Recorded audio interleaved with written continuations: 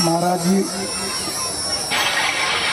भागवत कथा की पावन भूमि पर उपस्थित हुई देवियाँ, सज्जनों, सभी भक्तगण, ये बड़ी ही प्रसन्नता का विषय है कि हमारे बीच महाराज जी उपस्थित रहते हैं हर साल और पावन भागवत की कथा सबको सुनाते हैं। मैं कोई विद्वान तो हूँ नहीं, फिर भी आप सबके चरणों में ये प्रार्थना करता हूँ कि भागवत की कथा एक ऐसी कथा है जिसको सुन करके, जैसा संत महात्माओं ने कहा है कि पापी से पापी इंसान तर जाता है। और जिस जगह पर, जिस समाज में, जिस समाज के बीच में भागवत की कथा होती है, वहाँ जो कथा का सार पूज्य संत जी के, श्रीकांत जी महाराज जी के मुखार बिंदु से जन जन तक पहुँचता है, वो भले यहाँ उपस्थित हैं कि नहीं हैं, उनके जैसे अभी महाराज जी ने कहा कि 7 पुष्प तक उसका फल मिलता रहता है। तो जो लोग दूर से भी सुन रहे हैं, इसके अलावा पशु पक्षी जीव जो भी हैं सब तर जाते हैं। इतना बड़ा महात्मा कथा का है। देवी वराला देवी माता की पावन भूमि पर इस प्रांगण में कामत घर के इस पवित्र तालाब के किनारे जो ये कथा हो रही है, ये बड़ी अनुकरणीय है। और मुझे भी करीब करीब पंडित जी की आशीर्वाद से, महाराज जी के आशीर्वाद से हर साल यहाँ आने का और कथा सुनने का अवसर मिलता है। एक बात यह तय है कि देखो कितना साइड हो, चल, उन्हें कथा में आना होता है। स्लो बाबू, नाश्ता और धीरे बच्चों का ट्यूशन और समय निकाल खरे में आने में आया ताकि रुक जा भी, अपनी चिंता नहीं, स्लो, हाँ स्लो एकदम, इनको चिंता अपने स्लो। परिवार की।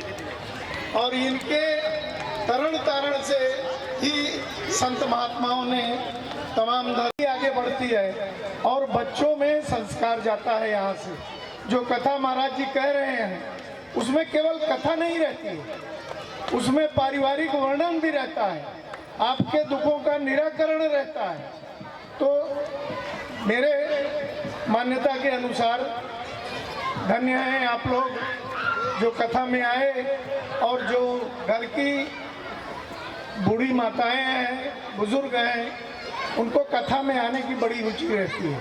क्योंकि आदमी जब जीवन में जवान रहता है तो बड़ा पाप करता है, तब उसको भगवान याद नहीं आते।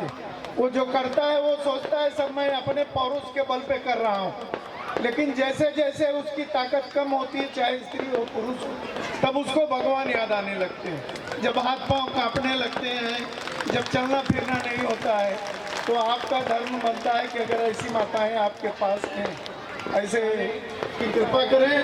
और मैं आयोजकों से कथा के मैं निवेदन करूंगा कि उनके बैठने की विशेष व्यवस्था की जाए, क्योंकि जिस घर में बुजुर्ग खुश रहते हैं वहाँ सारी धन दौलत और आनंद ही आनंद रहता है।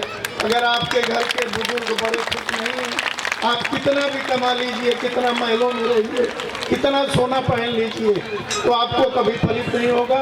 ये श्री परम पूज्य श्रीकांत जी महाराज जी को बार बार प्रणाम करते हुए, उनसे आशीर्वाद लेते हुए अपनी वाणी को विराम देता हूँ। मैंने थोड़ी सांसारिक बातें आपसे कह दी, तो उसे आप बुरा मत मानना। ये आपके साथ भी बीत रहा है, हमारे परिवार के साथ भी बीत रहा है।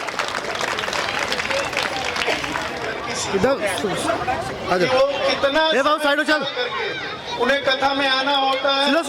स्लो बाबू, नाश्ता और धीरे बच्चों का ट्यूशन और समय निकाल खरे में आने में आया ताकि रुक जा भी, अपनी चिंता नहीं, स्लो, हाँ स्लो एकदम, इनको चिंता अपने परिवार की। और इनके तरण तारण से ही संत महात्माओं ने और कितना दान की कोई कीमत नहीं होती है। सबसे बड़ा दान महाराज जी ने बताया कि गुप्त दान होता है। ये इतनी बड़ी कथा हो रही है, इसका भंडारा होगा, इसके आयोजन में खर्च होता है, तो महाराज जी कोई फैक्ट्री तो चलाते नहीं है, कोई धंधा व्यापार तो करते नहीं है। आप लोगों के दान से घटे न सरिता नीर, दान दिए धन्ना घटे जो सहाय रघुवीर। आप दान दोगे, परमात्मा उसका 10 गुना आपको देगा। यही कह करके मैं आपसे विदा लूँगा। महाराज जी को प्रणाम करूँगा। मुझे यहाँ आने का, आशीर्वाद देने का मौका जो दिया गया, जो हमारे बहुत पूर्व परिचित हैं, उनके पिता यहाँ विराजमान हैं, उनके सामने ही उनके पुत्र इस तरह के आप लोगों के प्यार और श्रद्धा के प्रतीक बने हुए हैं। उन्होंने बड़ी मेहनत किया है ये सब करने में। परमात्मा, मैं उनको क्या कहूँ, परमात्मा उनकी मेहनत का फल देगा। इतना ही कह करके मैं आपसे प्रणाम करता हूँ। इंद्र की पूजा किया करते थे। इस बार इंद्र की पूजा को ना करके भगवान बालमुकुंद प्रभु कह रहे हैं, अन्नकूट का पूजन करो ना, गिरिराज का पूजन करो ना। धन्यवाद। बहुत बहुत साल बाद आप सभी का घटे न सरिता नीर, दान दिए धन्ना घटे जो सहाय रघुवीर। आप दान दोगे, परमात्मा उसका 10 गुना आपको देगा। यही कह करके मैं आपसे विदा लूँगा। महाराज जी को प्रणाम करूँगा। मुझे यहाँ आने का, आशीर्वाद देने का मौका जो दिया गया।